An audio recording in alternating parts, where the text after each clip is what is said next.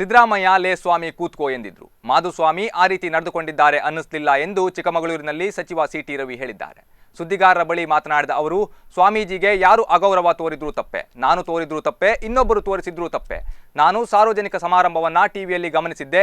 ಸಿದ್ದರಾಮಯ್ಯ ಸ್ವಾಮೀಜಿಯನ್ನ ಉದ್ದೇಶಿಸಿ ಲೇ ಸ್ವಾಮಿ ಕೂತ್ಕೋ ಎಂದಿದ್ರು. ಅದು ಕೂಡ ತಪ್ಪೆ, ಇದೂ ಸಹ ತಪ್ಪೆ. ಯಾರು ತಪ್ಪು ಮಾಡಿದ್ರು ಅದು ತಪ್ಪೆ. ಮುಖ್ಯಮಂತ್ರಿಗಳೇ ವಿಷಾದವನ್ನ ವ್ಯಕ್ತಪಡಿಸಿದ್ದಾರೆ. ಇನ್ನೂ ಬೆಳೆಸಿದ್ರೆ ಅದು ರಾಜಕೀಯ ಕಾರಣಕ್ಕೆ ಎಂದಿದ್ದಾರೆ. ಸಿದ್ದರಾಮಯ್ಯ ನಾನು ಸಮಾಜವಾದಿ ಅಂತಾರೆ, ಹಾಕೋದೆಲ್ಲ 3, 4, 5 ಲಕ್ಷದ ಗ್ಲಾಸು.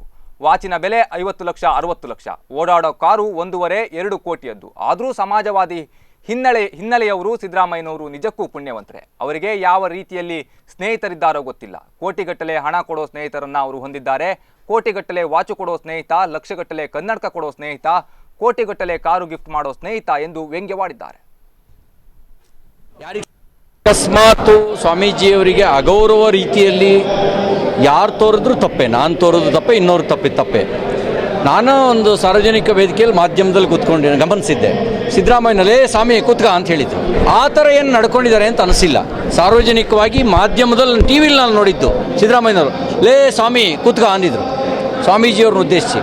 ಅದು ತಪ್ಪೆ, ಇದೂ ತಪ್ಪೆ. ಇವರು ಮಾಡಿದ್ರು ತಪ್ಪೆ, ಅವ್ರು ಮಾಡಿದ್ರು ತಪ್ಪೆ.